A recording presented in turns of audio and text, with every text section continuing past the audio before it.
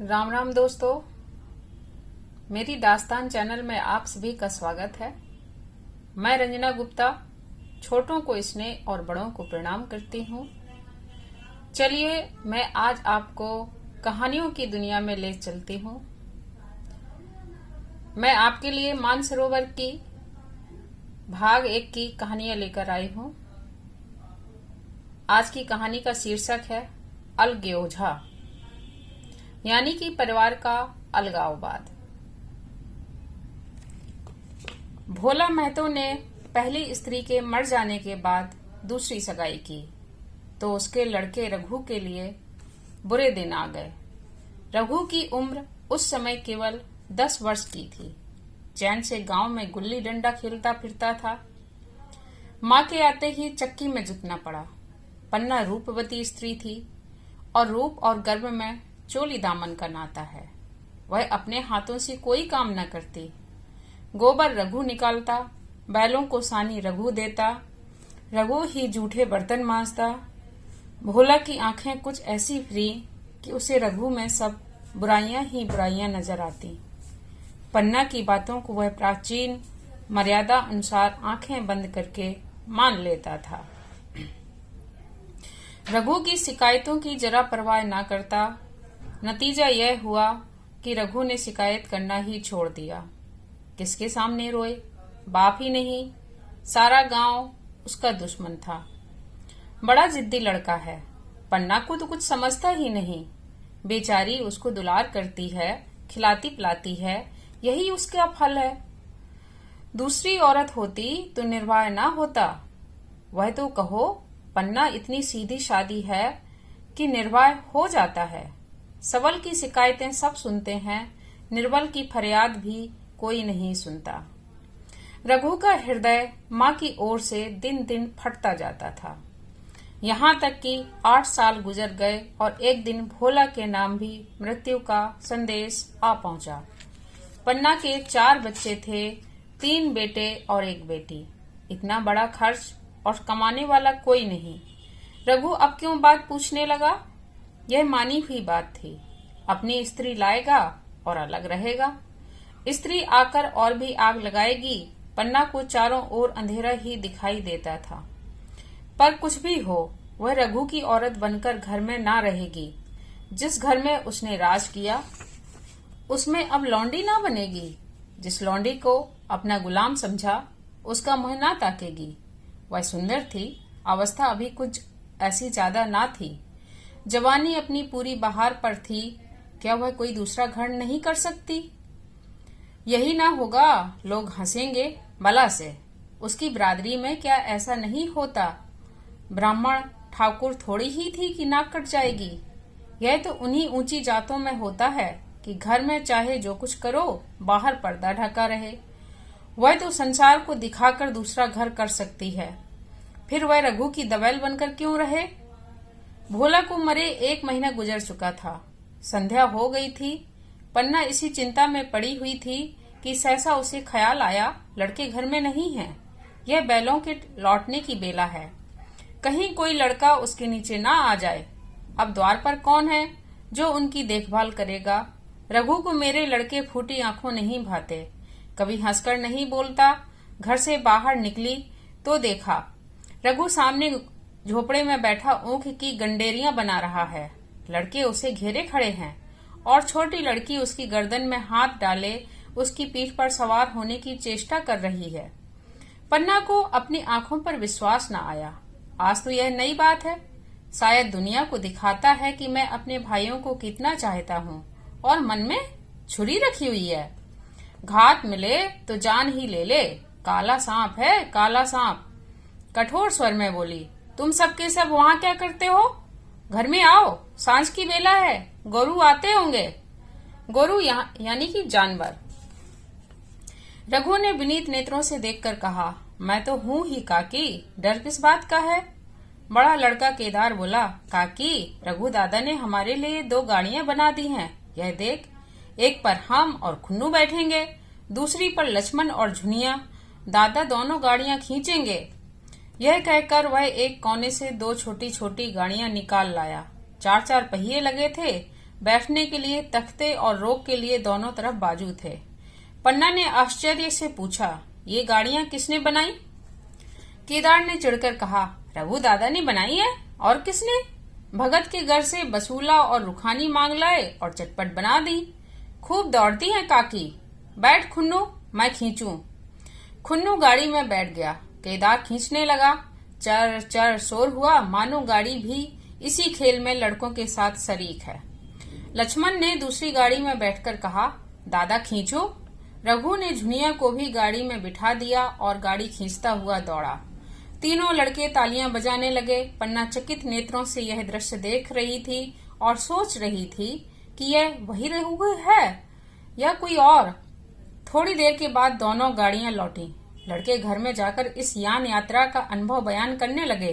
कितने खुश थे सब, मानो हवाई जहाज पर बैठ आए हों। खुन्नू ने कहा, काकी सब पेड़ दौड़ रहे थे। लक्ष्मण, और बछियां कैसे भागी? सबकी सब दौड़ी। केदार, काकी रघु दादा दोनों गाड़ियां एक साथ खींच ले जाते हैं। झुनिया सबसे छोटी थी, उसकी व्यंजना शक्ति उछल कूद और नेत्रों तक परिमित थी। तालियां बजा बजाकर नाच रही थी। खुन्नू, अब हमारे घर गाय भी आ जाएगी काकी। रघु दादा ने गिरधारी से कहा है कि हमें एक गाय ला दो। गिरधारी बोला, कल लाऊंगा। केदार, 3 सेर दूध देती है काकी, खूब दूध पिएंगे। इतने में रघु भी अंदर आ गया। पन्ना ने अब हेलना की दृष्टि से देखकर पूछा, क्यों रघु, तुमने गिरधारी से कोई गाय मांगी है? रघु ने क्षमा प्रार्थना के भाव से कहा, हाँ मांगी तो है, कल लाएगा।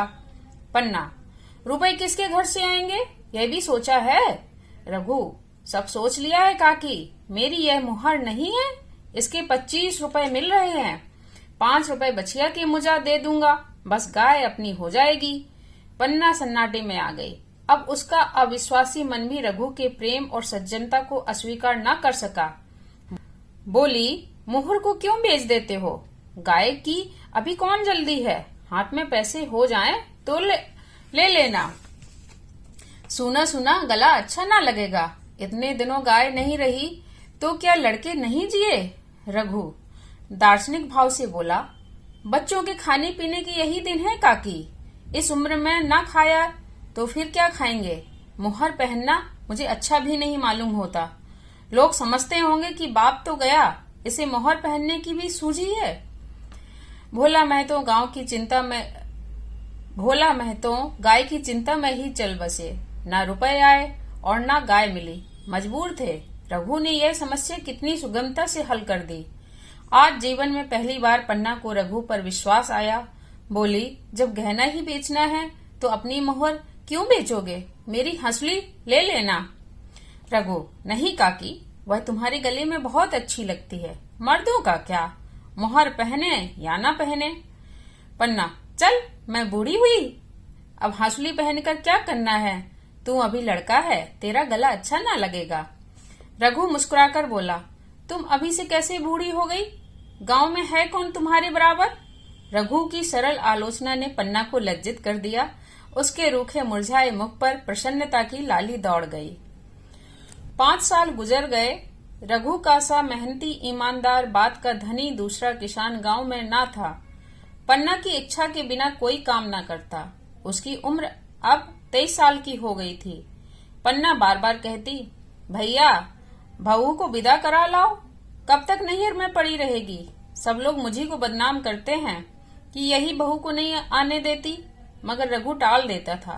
कहता है कि अभी जल्दी क्या है, उसे अपनी स्त्री के रंग ढंग का कुछ परिचय दूसरों से मिल चुका था। ऐसी औरत को घर में लाकर वह अपनी शांति में बाधा नहीं डालना चाहता था। आखिर एक दिन पन्ना ने जिद करके कहा, तो तुम ना लाओगे? कह दिया कि अभी कोई जल्दी नहीं, तुम्हारे लिए जल्दी ना होगी, मेरे लिए तो जल्दी है। मैं आज आदमी भेजती हूँ। पछताओगी काकी, उसका मिजाज अच्छा नहीं तुम्हारी बला से। जब मैं उससे बोलूंगी ही नहीं तो क्या हवा से लड़ेगी? रोटियां तो बना लेगी, मुझसे तो भीतर बाहर का सारा काम नहीं होता। मैं आज बुलाए लेती हूँ। बुलाना चाहती हो तो बुला लो, मगर फिर यह न कहना कि यह मेहरिया को ठीक नहीं करता, उसका गुलाम हो गया है। नहीं कहूंगी, जाकर 2 साड़ियां और मिठाई ले आ। तीसरे दिन मुलिया मैके से आ गई। दरवाजे पर नगाड़े बजे, शहनाइयों की मधुर ध्वनि आकाश में गूंजने लगी। मुझे दिखाई की रस्म अदा हुई। वह इस मरुभूमि में निर्मल जलधारा थी। गेहुआ रंग था, बड़ी बड़ी नुकीली पलकें, कपोलों पर हल्की सुर्खी, आंखों में प्रबल आकर्षण। रघु उसे देखते ही मंत्रमुग्ध हो गया। प्रातः काल पानी का घड़ा लेकर चलती, तब उसका गेहुआ रंग प्रभात की सुनहरी किरणों से कुंदन हो जाता, मानो ऊषा अपनी सारी सुगंध, सारा विकास और उन्माद लिए मुस्कुराती चली जाती हो। मुलिया मैके से ही जली भुनी आई थी। मेरा शौहर छाती फाड़कर काम करे और पन्ना रानी बनी बैठी रहे, उसके लड़के रईसजादे बने घूमे। मुलिया से यह बर्दाश्त ना होगा। वह किसी की गुलामी ना करेगी। अपने लड़के तो अपने ही नहीं होते, भाई किसके होते हैं? जब तक पर नहीं निकलते हैं, रघु को घेरे हुए हैं। ज्यों ही जरा सयाने हुए, पर झाड़ कर निकल जाएंगे, बात भी न पूछेंगे। एक दिन उसने रघु से कहा, तुम्हें इस तरह गुलामी करनी हो तो करो, मुझसे ना होगी। रघु, तो फिर क्या करूं, तू ही बता। लड़के तो अभी घर का काम करने लायक भी नहीं हैं। मुलिया, लड़के रावत के हैं, तुम्हारी कुछ नहीं है। यही पन्ना है जो तुम्हें दाने दाने को तरसाती थी, सब सुन चुकी हूँ। मैं लौंडी बनकर ना रहूंगी। रुपए पैसे का मुझे हिसाब नहीं मिलता। ना जाने तुम क्या लाते हो और वह क्या करती है। तुम समझते हो रुपए घर में ही तो हैं, मगर देख लेना तुम्हें जो एक फूटी कौड़ी भी मिले। रघु, तुम्हारे पैसे तेरे हाथ में देने लगूं तो दुनिया क्या कहेगी, यह तो सोच। मुलिया, दुनिया जो चाहे कहे, दुनिया के हाथों बिकी नहीं हूँ। देख लेना, भांड लीप कर हाथ काला ही रहेगा। फिर तुम अपने भाइयों के लिए मरो, मैं क्यों मरूं? रघु ने कुछ जवाब ना दिया। उसे जिस बात का भय था वह इतनी जल्द सिर आ पड़ी। अब अगर उसने बहुत तत्थो थम्मो किया तो साल 6 महीने और काम चलेगा। बस आगे यह डोंगा चलता नजर नहीं आता। बकरे की माँ कब तक खैर मनाएगी? एक दिन पन्ना ने महुए का सुखावन डाला। बरसात शुरू हो गई थी। बखार में अनाज गीला हो रहा था। मुलिया से बोली, बहू जरा देखती रहना, मैं तालाब से नहा आऊं। मुलिया ने लापरवाही से कहा, मुझे नींद आ रही है, तुम बैठकर देखो। एक दिन ना नहाओगी तो क्या होगा?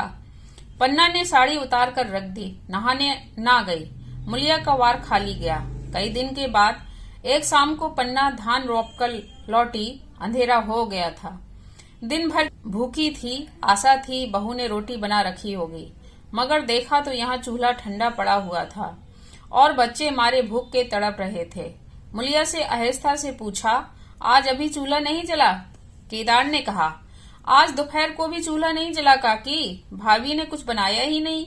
पन्ना, तो तुम लोगों ने क्या खाया? केदार, कुछ नहीं, रात की रोटियां थीं, खुन्नू और लक्ष्मण ने खाई, मैंने सत्तू खा लिया। और बहू? वह पड़ी सो रही है, कुछ नहीं खाया। पन्ना ने उसी वक्त चूल्हा जलाया और खाना बनाने बैठ गई। आटा गूंथती थी और रोती थी, क्या नसीब है, दिन भर खेत में जली, घर आई तो चूल्हे के सामने जलना पड़ा। केदार का 14वां साल था। भाभी के रंग ढंग देखकर सारी स्थिति समझ रहा था। बोला, काकी, भाभी अब तुम्हारे साथ रहना नहीं चाहती। पन्ना ने चौंक कर पूछा, क्या कुछ कहती थी? केदार, कुछ कहती नहीं थी, मगर उसके मन में यही बात है। फिर तुम क्यों नहीं उसे छोड़ देती? जैसे चाहे रहें, हमारा भी भगवान है। पन्ना ने दांतों से जीभ दबाकर कहा, चुप, मेरे सामने ऐसी बात भूलकर भी ना कहना। रघु तुम्हारा भाई नहीं, तुम्हारा बाप है। मुलिया से कभी बोलोगे तो समझ लेना जहर खा लूंगी। दशहरे का त्योहार आया। इसी गांव से कोस भर एक फरवे में मेला लगता था। गांव के सब लड़के मेला देखने चले। पन्ना भी लड़कों के साथ चलने को तैयार हुई, मगर पैसे कहाँ से आए? कुंजी तो मुलिया के पास थी। रघु ने आकर मुलिया से कहा, लड़के मेले जा रहे हैं, सबों को 2-2 पैसे दे दो। मुलिया ने त्योरियां चढ़ाकर कहा, पैसे घर में नहीं है। रघु, अभी तो तेलहन बेका था, क्या इतने जल्दी रुपए उड़ गए? मुलिया, हाँ उड़ गए।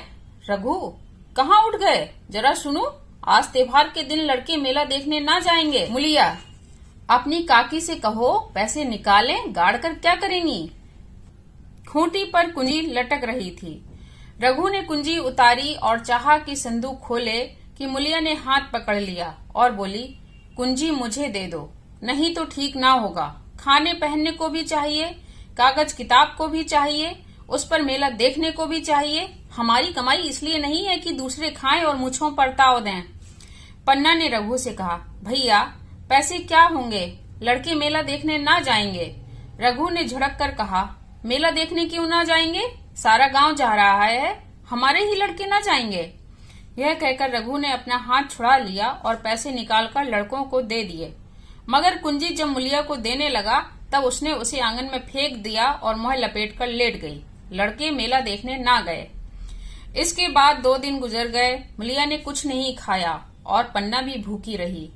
रघु कभी इसे मनाता कभी उसे, पर न यह उठती न वह। आखिर रघु ने हैरान होकर मुलिया से पूछा, कुछ मुझ से तो कह, चाहती क्या है। मुलिया ने धरती को संबोधित करके कहा, मैं कुछ नहीं चाहती, मुझे मेरे घर पहुंचा दो। रघु, अच्छा उठ, बना खा, पहुंचा दूंगा। मुलिया ने रघु की ओर आंखें उठाईं। रघु उसकी सूरत देखकर डर गया। वह माधुर्य, वह मोहक था, वह लावण्य गायब हो गया था। दांत निकल आए थे, आंखें फट गई थीं और नथुने फड़क रहे थे। अंगारे की सी लाल आंखों से देखकर बोली, अच्छा तो काकी ने यह सलाह दी है, यह मंत्र पढ़ाया है, तो यहाँ ऐसी कच्ची नहीं हूँ, तुम दोनों की छाती पर मूंग दलूंगी। हो किस फेर में। रघु, अच्छा तो मूंग ही दल लेना, कुछ खा पी लेगी तभी तो मूंग दल सकेगी। मुलिया, अब तो तभी मुंह में पानी डालूंगी जब घर अलग हो जाएगा, बहुत झेल चुकी हूँ, अब नहीं झेला जाता। रघु सन्नाटे में आ गया। एक दिन तक उसके मुंह से आवाज ही न निकली। अलग होने की उसने स्वप्न में भी कल्पना न की थी। उसने गांव से 2-4 परिवारों को अलग होते देखा था। वह खूब जानता था, रोटी के साथ लोगों के हृदय भी अलग हो जाते हैं, अपने हमेशा के लिए गैर हो जाते हैं, फिर उनमें वही नाता रह जाता है जो गांव के आदमियों में। रघु ने मन में ठान लिया था कि इस विपत्ति को घर में ना आने दूंगा, मगर होनार के सामने उसकी एक ना चली। आह, मेरे मुंह में कालिख लगेगी। दुनिया यही कहेगी, बाप के मर जाने पर 10 साल भी एक में निर्वाह ना हो सका, फिर किससे अलग हो जाऊं। जिनको गोद में खिलाया, जिनको बच्चों की तरह पाला, जिनके लिए तरह तरह के कष्ट झेले, उन्हीं से अलग हो जाऊं। अपने प्यारों को घर से निकालकर बाहर करूं। उसका गला फंस गया। कांपते हुए स्वर में बोला, तू क्या चाहती है कि मैं अपने भाइयों से अलग हो जाऊं? भला सोच तो, कहीं मैं दिखाने लायक रहूंगा। मुलिया, तो मेरा इन लोगों के साथ निर्वाह ना होगा। रघु, तो तू अलग हो जा, मुझे अपने साथ क्यों घसीटती है। मुलिया, तो मुझे क्या तुम्हारे घर में मिठाई मिलती है, मेरे लिए क्या संसार में जगह नहीं है। रघु, तेरी जैसी मर्जी, जहाँ चाहे रह, मैं अपने घर वालों से अलग नहीं हो सकता। जिस दिन इस घर में 2 चूल्हे जलेंगे, उस दिन मेरे कलेजे के 2 टुकड़े हो जाएंगे। मैं इस चोट बर्दाश्त नहीं कर सकता। तुझे जो तकलीफ हो वह मैं दूर कर सकता हूँ। माल असबाब की मालकिन तू है ही, अनाज पानी तेरे ही हाथ है। अब रह क्या गया है। अगर कुछ काम धंधा करना नहीं चाहती, मत कर। भगवान ने मुझे समाई दी होती तो मैं तुझे तिनका तक उठाने ना देता। तेरी यह सुकुमार हाथ पांव मेहनत मजदूरी करने के लिए नहीं बनाए हैं, मगर क्या करूं, अपना कुछ बस ही नहीं है।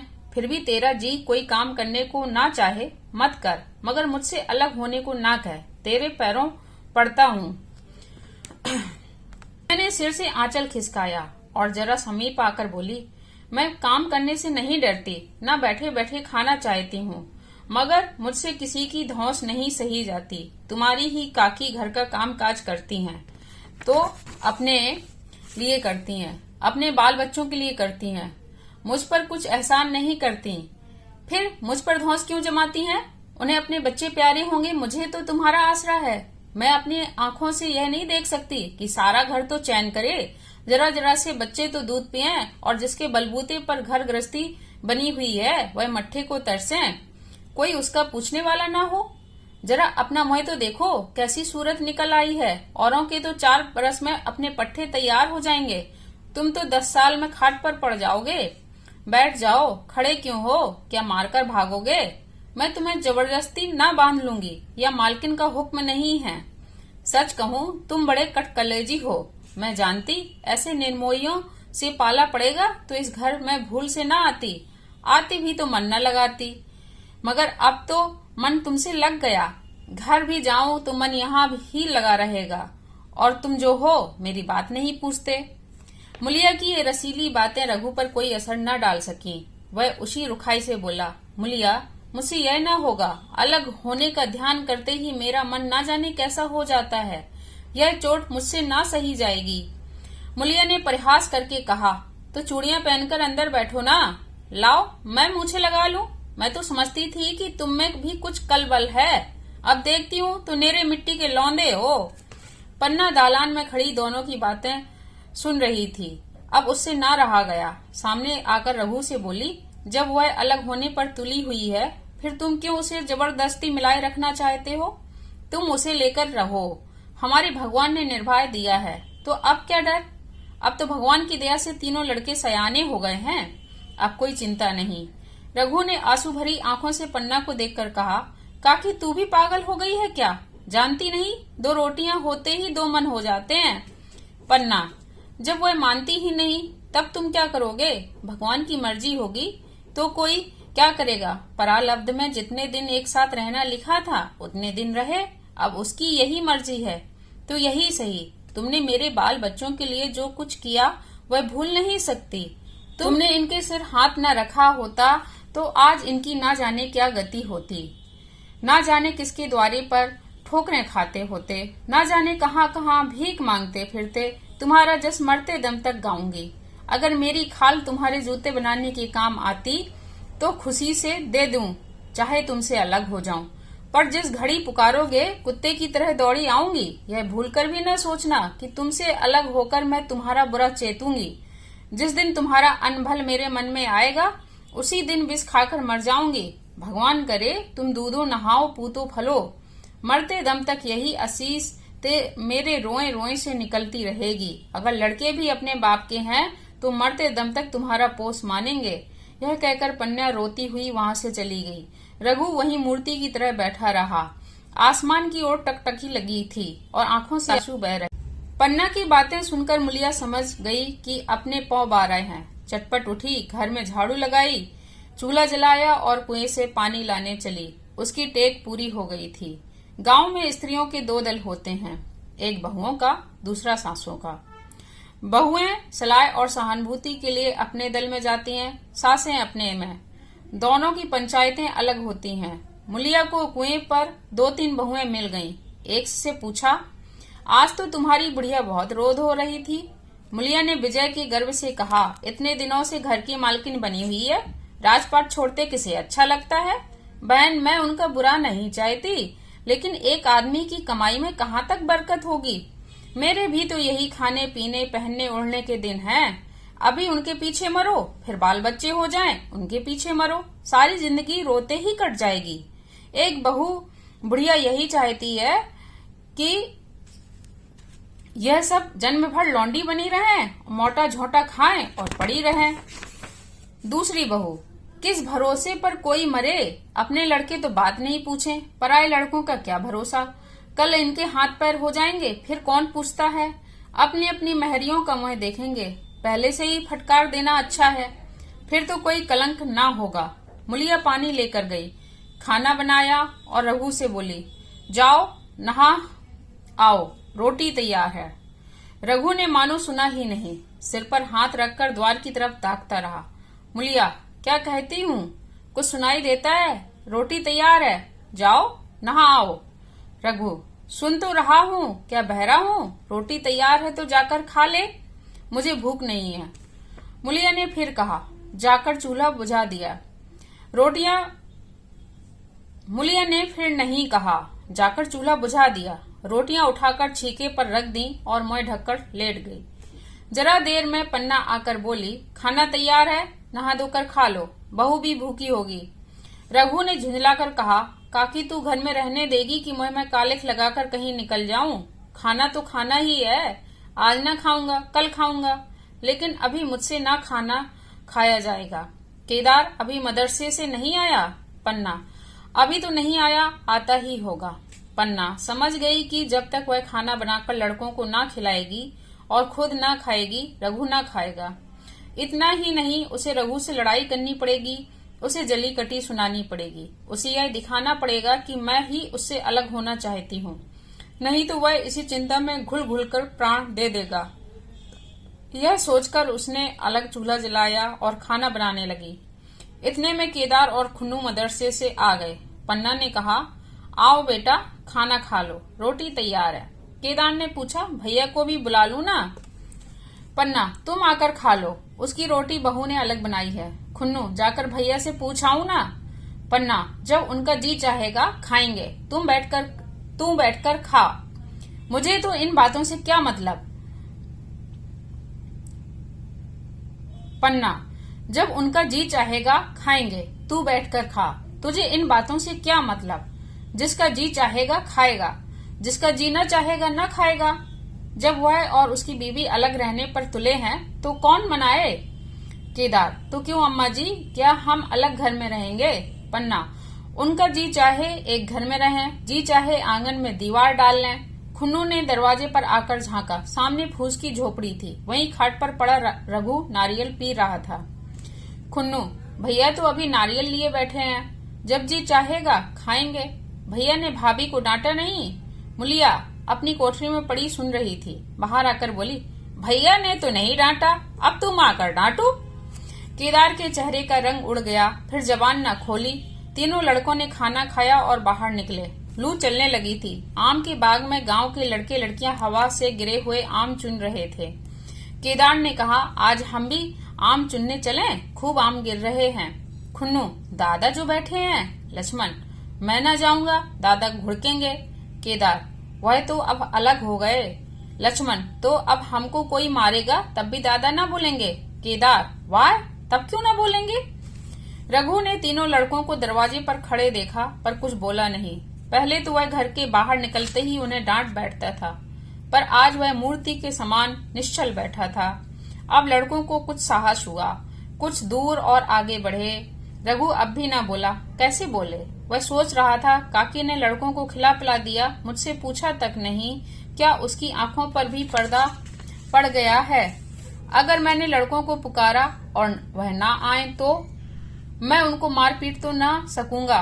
लू में सब मारे मारे फिरेंगे, कहीं बीमार न पड़ जाएं। उसका दिल महसूस कर रह जाता था, लेकिन मोह से कुछ कह ना सकता था। लड़कों ने देखा कि यह बिल्कुल नहीं बोलते तो निर्भय होकर चल पड़े। सहसा मुलिया ने आकर कहा, अब तो उठोगे कि अब नहीं? जिनके नाम पर फाका कर रहे हो, उन्होंने मजे से लड़कों को खिलाया और आप खाया। अब आराम से सो रही है। मोर पिया बात न पूछे, मोर सुहागिन नाव। एक बार भी तो मुंह से न फूटा कि चलो भैया खा लो। रघु को इस समय मर्मांतक पीड़ा हो रही थी। मुलिया के इन कठोर शब्दों ने घाव पर नमक छिड़क दिया। दुखित नेत्रों से देखकर बोला, तेरी जो मर्जी थी वही तो हुआ, अब जा ढोल बजा। मुलिया, नहीं, तुम्हारे लिए थाली परोसे बैठी है। रघु, मुझे चिढ़ा मत, तेरे पीछे मैं भी बदनाम हो रहा हूँ। जब तू किसी की होकर नहीं रहना चाहती तो दूसरे को क्या गरज है जो मेरी खुशामद करे? जाकर काकी से पूछ, लड़के आम चुनने गए हैं, उन्हें पकड़ लाऊं? मुलिया अंगूठा दिखाकर बोली, यह जाता है, तुम्हें 100 बार गरज हो, जाकर पूछो। इतने में पन्ना भी भीतर से निकल आई। रघु ने पूछा, लड़के बगीचे में चले गए काकी, लू चल रही है। पन्ना, अब उनका कौन 75 है? बगीचे में जाएं, पेड़ पर चढ़ें, पानी में डूबें, मैं अकेली क्या क्या करूं? रघु, जाकर पकड़ लाऊं? पन्ना, जब तुम्हें अपने मन से नहीं जाना है तो फिर मैं जाने को क्यों कहूं? तुम्हें रोकना होता तो रोक न देते, तुम्हारे सामने ही तो गए होंगे। पन्ना की बात पूरी भी न हुई थी कि रघु ने नारियल कोने में रख दिया और बाकी तरफ चला तो देखा मुलिया अभी तक झोपड़े में खड़ी है। बोला, तू जाकर खा क्यों नहीं लेती? मुझे तो इस बेला भूख नहीं है। मुलिया ऐंठ कर बोली, हाँ, भूख क्यों लगेगी? भाइयों ने खाया, वह तुम्हारे पेट में पहुंच ही गया होगा। रघु ने दांत पीसकर कहा, मुझे जला मत मुलिया, नहीं अच्छा ना होगा। खाना कहीं भागा नहीं जाता, एक बेला ना खाऊंगा तो मर न जाऊंगा। क्या तू समझती है घर में आज कोई बात हो गई है? तूने घर में चूल्हा नहीं जलाया, मेरे घर में मेरे कलेजे में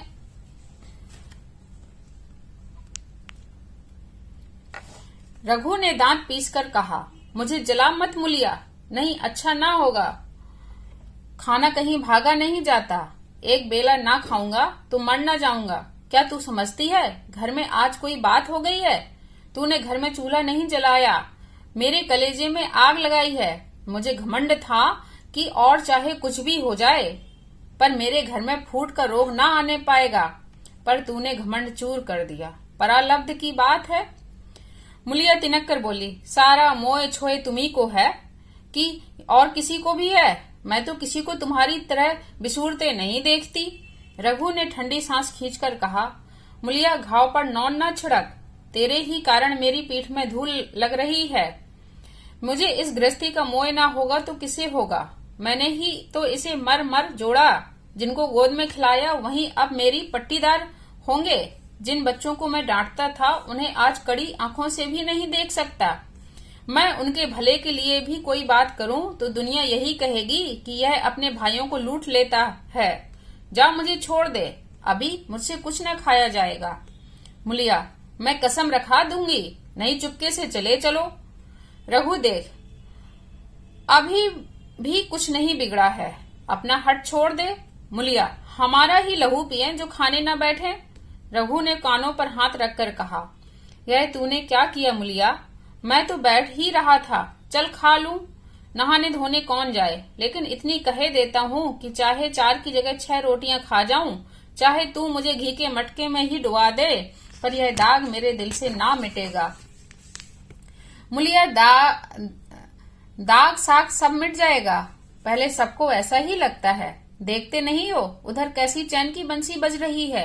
वह तो मना ही रही थी कि किसी तरह यह सब अलग हो जाएं। अब वह पहले की सी चांदी तो नहीं है कि जो कुछ घर में आवे सब गायब। अब क्यों हमारे साथ रहने लगी? रघु ने आहत स्वर में कहा, इसी बात का तो मुझे गम है, काकी से मुझे ऐसी आशा ना थी। रघु खाने बैठा तो कौर विष के घूंट सा लगता था, जान पड़ता था रोटियां भूसी की हैं, दाल पानी सी लगती, पानी कंठ के नीचे ना उतरता था।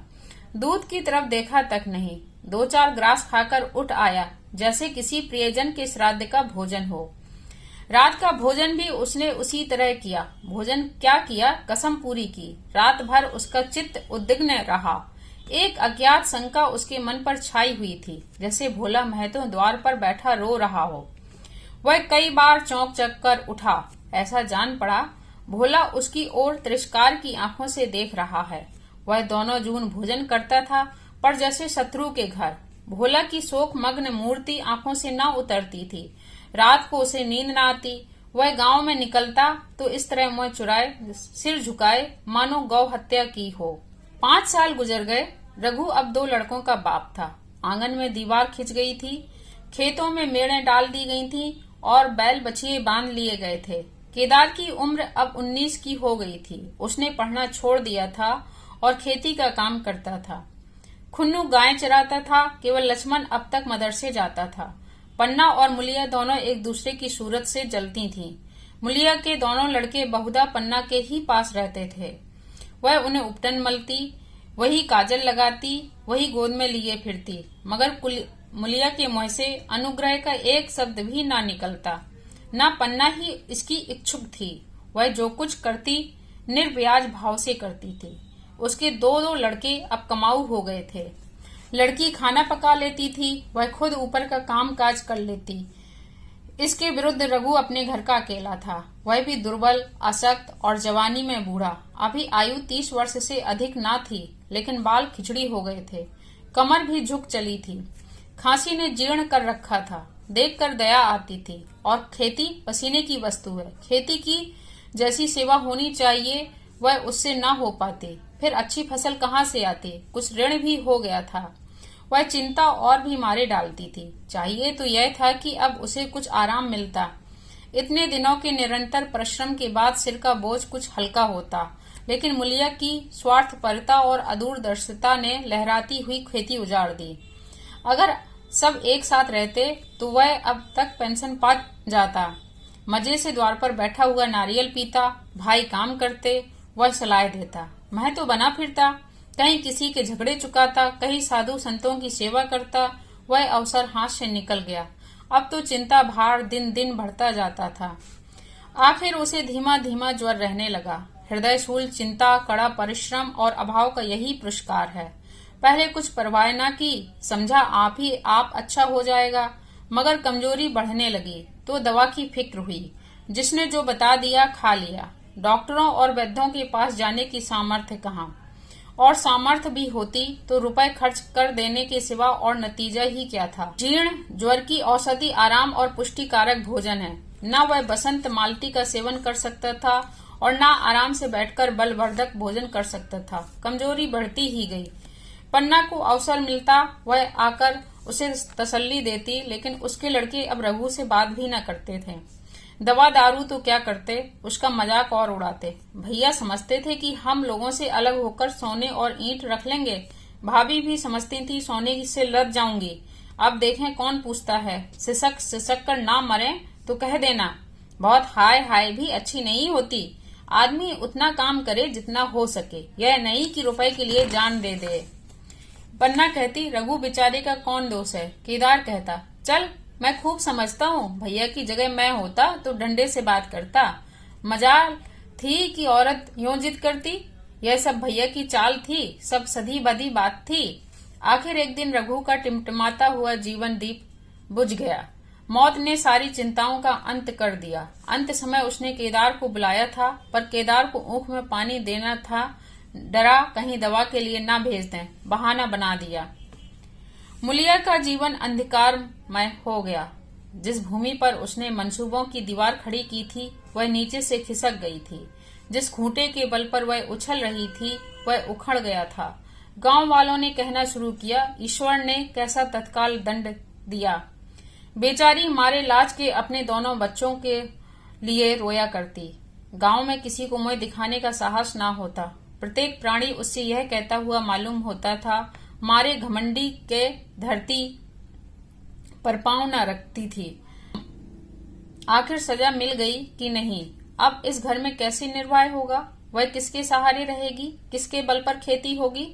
बेचारा रघु बीमार था, दुर्बल था, पर जब तक जीता रहा अपना काम करता रहा। मारे कमजोरी के कभी कभी सिर पकड़कर बैठ जाता और जरा दम लेकर फिर हाथ चलाने लगता था। सारी खेती तहस नहस हो रही थी। उसे कौन संभालेगा। अनाज की डांठें खलियान में पड़ी थीं। ऊख अलग सूख रही थी। वह अकेली क्या क्या करेगी। फिर सिंचाई अकेले आदमी का तो काम नहीं। तीन तीन मजदूरों को कहाँ से लाए। गांव में मजदूर थे ही कितने। आदमियों के लिए खींचातानी हो रही थी। क्या करें क्या न करें। इस तरह 13 दिन बीत गए। क्रियाक्रम से छुट्टी मिली। दूसरे ही दिन सवेरे मुलिया ने दोनों बालकों को गोद में उठाया और अनाज मारने चली गई। खलियान में पहुंचकर उसने एक को तो पेड़ के नीचे घास के नर्म बिस्तर पर सुला दिया और दूसरे को वहीं बिठाकर अनाज मारने लगी। बैलों को हाँकती थी और रोती थी। क्या इसलिए भगवान ने उसको जन्म दिया था।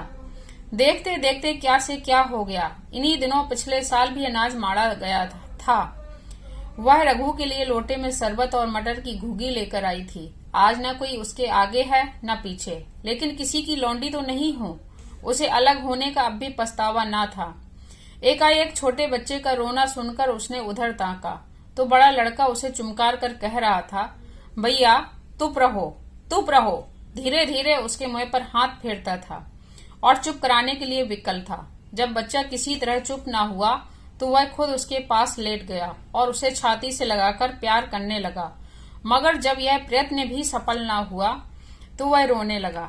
उसी समय पन्ना दौड़ी आई और छोटे बालक को गोद में उठाकर प्यार करती हुई बोली, लड़कों को मुझे क्यों न दे आई बहू। हाय हाय, बेचारा धरती पर पड़ा रो रहा है। जब मैं मर जाऊं तो जो चाहे करना, अभी तो जीती हूँ। अलग हो जाने से बच्चे तो नहीं अलग हो गए। मुलिया ने कहा, तुम्हें भी तो छुट्टी नहीं थी अम्मा, क्या करती। पन्ना, तो तुम्हें यहाँ आने की ऐसी क्या जल्दी थी। डांट मार ना आ जाती। 3 लड़के तो हैं और किस दिन काम आएंगे। केदार तो कल ही मारने को कह रहा था, पर मैंने कहा पहले ऊख में पानी दे लो फिर आज मारना। मड़ाई तो 10 दिन बाद भी हो सकती है। ऊख की सिंचाई ना हुई तो सूख जाएगी। कल से पानी चढ़ा हुआ है, परसों तक खेत फर जाएगा, तब मड़ाई हो जाएगी। तुझे विश्वास ना आएगा, जब से भैया मरे हैं केदार को बड़ी चिंता हो गई है। दिन में 100-100 बार पूछता है, भाभी बहुत रोती तो नहीं है, देख लड़के भूखे तो नहीं है। कोई लड़का रोता है तो दौड़ा आता है, देख अम्मा क्या हुआ, बच्चा क्यों रोता है। कल रोकर बोला, अम्मा मैं जानता कि भैया इतनी जल्दी चले जाएंगे तो उनकी कुछ सेवा कर लेता। कहाँ जगाए जगाए उठता था, अब देखती हो पहर रात से उठकर काम में लग जाता है। खुन्नू कल जरा सा बोला, पहले हम अपनी ऊख में पानी दे लेंगे तब भैया की ऊख में देंगे। इस पर केदार ने ऐसा डांटा कि खुन्नू के मुंह से फिर बात न निकली। बोला, फिर कैसी तुम्हारी और कैसी हमारी ऊख, भैया ने जिला न लिया होता तो आज या तो मर गए होते या कहीं भीख मांगते होते। आज तुम बड़े ऊख वाले बने हो, यह उन्हीं का पुण्य प्रताप है कि आज भले आदमी बने बैठे हो। परसों रोटी खाने को बुलाने गई तो मड़ैया में बैठा रो रहा था। पूछा, क्यों रोता है, तो बोला, अम्मा भैया इसी अलग्योझा के दुख से मर गए हैं। नहीं अभी उनकी उम्र ही क्या थी, यह उस वक्त न सूझा, नहीं उनसे क्या बिगाड़ करते। यह कहकर पन्ना ने मुलिया की ओर संकेत पूर्ण दृष्टि से देखकर कहा, तुम्हें वह अलग न रहने देगा बहू। कहता है भैया हमारे लिए मर गए तो हम भी उनके बाल बच्चों के लिए मर जाएंगे। मुलिया की आंखों से आंसू जारी थे। पन्ना की बातों में आज सच्ची वेदना, सच्ची सांत्वना, सच्ची चिंता भरी हुई थी। मुलिया का मन कभी उसकी ओर इतना आकर्षित न हुआ था जिनसे उसे व्यंग और प्रतिकार का भय था। वे इतने दयालु, इतने शुभेच्छु हो गए थे। आज पहली बार उसे अपनी स्वार्थपरता पर लज्जा आई। पहली बार आत्मा ने अलग्योझे पर धिक्कारा। इस घटना को हुए 5 साल गुजर गए। पन्ना आज बूढ़ी हो गई है। केदार घर का मालिक है, मुलिया घर की मालकिन है। खुन्नू और लक्ष्मण के विवाह हो चुके हैं, मगर केदार अभी तक कुंवारा है। कहता है मैं विवाह ना करूंगा। कई जगहों से बातचीत हुई, कई सगाइयां आईं, पर उसने हामी ना भरी। पन्ना ने कंपे लगाए, जाल फैलाए, पर वह ना फंसा। कहता, औरतों से कौन सुख, महरिया घर में आई और आदमी का मिजाज बदला, फिर जो कुछ है वह महरिया है। माँ बाप भाई बंधु सब पराए हैं। जब भैया जैसे आदमी का मिजाज बदल गया तो फिर दूसरों की क्या गिनती। 2 लड़के भगवान के दिए हैं, और क्या चाहिए। बिना ब्याह किए 2 बेटे मिल गए, इससे बढ़कर और क्या होगा। जिसे अपना समझो वह अपना है, जिसे गैर समझो वह गैर है। एक दिन पन्ना ने कहा, तेरा वंश कैसे चलेगा। केदार, मेरा वंश तो चल रहा है, दोनों लड़कों को अपना ही समझता हूँ। पन्ना, समझने ही पर है तो तू मुलिया को भी अपनी महरिया समझता होगा। केदार ने झांकते हुए कहा, तुम तो गाली देती हो अम्मा। पन्ना, गाली कैसी, तेरी भाभी ही तो है। केदार, मेरे जैसे लट्ठ गंवार को वह क्यों पूछने लगी। पन्ना, तू करने को कहे तो मैं उससे पूछूं। केदार, नहीं मेरी अम्मा, कहीं रोने गाने ना लगे। पन्ना, तेरा मन हो तो मैं बातों बातों में उसके मन की थाह लूं। केदार, मैं नहीं जानता, जो चाहे कर। पन्ना केदार के मन की बात समझ गई। लड़के का दिल मुलिया पर आया हुआ है, पर संकोच और भय के मारे कुछ कहता नहीं। उसी दिन उसने मुलिया से कहा, क्या करूं बहू, मन की लालसा मन में ही रह जाती है। केदार का घर भी बस जाता तो मैं निश्चिंत हो जाती। मुलिया, वह तो करने को ही नहीं कहते। पन्ना, कहता है ऐसी औरत मिले जो घर में मेल से रहे तो कर लूं। मुलिया, ऐसी औरत कहाँ मिलेगी, कहीं ढूंढो। पन्ना, मैंने तो ढूंढ लिया है। मुलिया, सच, किस गांव की है। पन्ना, अभी ना बताऊंगी, मुदा यह जानती हूँ कि उससे केदार की सगाई हो जाए तो घर बन जाए और केदार की जिंदगी भी सफल हो जाए। ना जाने लड़की मानेगी कि नहीं। मुलिया, मानेगी क्यों नहीं अम्मा, ऐसा सुंदर कमाऊ सुशील वर और कहाँ मिला जाता है। उस जन्म का कोई साधु महात्मा है, नहीं तो लड़ाई झगड़े के डर से कौन बिन ब्याहा रहता है। कहाँ रहती है, मैं जाकर उसे मना लाऊंगी। पन्ना, तू चाहे तो उसे मना ले, तेरे ही ऊपर है। मुलिया, मैं आज ही चली जाऊंगी अम्मा, उसके पैरों पड़कर मना लाऊंगी। पन्ना, बता दूं वह तू ही है।